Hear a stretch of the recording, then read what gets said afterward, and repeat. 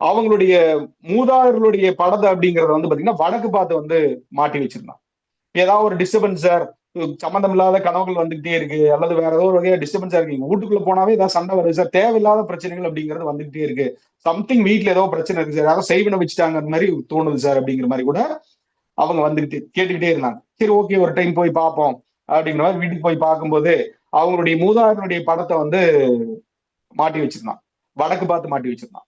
அப்ப சார் அதை மாத்தி வச்சிருங்க சார். அந்த 2, 3 புத்தர் சிலை எல்லாம் வச்சிருந்தாங்க. புத்தர் சிலை வந்து என்னுடைய அமைப்பின்படி, இப்ப நம்ம கத்துக்கிட்ட சில முறைகளின்படி வந்து புத்தர் சிலை அப்படிங்கிறது வீடுகள்ல வைக்கக்கூடாது.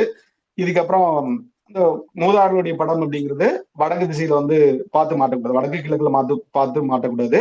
தெற்கு திசை மட்டும்தான் வந்து மாட்டி வைக்கணும். அந்த மாதிரி இருந்தாதான் சில நல்ல அமைப்புகள் அப்படிங்கிறது வந்து வரும். அப்ப அத வந்து அவங்ககிட்ட சொல்லும்போது, அவ்வளவுதாங்களா சார். ஓகே. வேற ஓகேன்னு சொல்லிட்டு அந்த கன்சல்டிங் சார்ஜ் குடுத்துட்டாங்க. ஓகே பார்த்துட்டு வந்தாச்சு. சார் ரொம்ப நல்லா இருக்கு சார். எனக்கு வராத ஒரு ரூ. 5,00,000 கடன் வந்து எனக்கு திரும்ப வந்துச்சு சார். வராக்கடன் கூட வந்துச்சு. இது என்ன சார் இவ்வளவு விஷயங்கள் பண்ணுமா? அப்படிங்கிற மாரி வந்து கேட்டான்.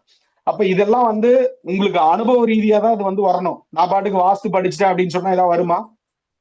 அனுபவமா ஒரு இடத்துல போய் பார்த்தீங்கன்னா மட்டும் தான் அது வந்து புரியும். நெறைய அனுபவங்கள வந்து பார்த்தீங்கன்னா சேர்த்து வைக்கணும். புரியுதுங்களா? கத்துக்கிறதோட விட்டுட்டீங்க அப்படின்னா தப்பா போயிரும். புரியுதுங்களா? இப்ப கான்செப்ட் புரியுதா? அப்போ ஒரு நல்ல ஒரு சிறந்த ஜோதிடர் ஆகணும் அப்படின்னா, இத்தன முறைகள் தெரிஞ்சா மட்டும் தான் சிறந்த ஜோதிடரா வந்து பார்த்தீங்கன்னா ஆக முடியும்.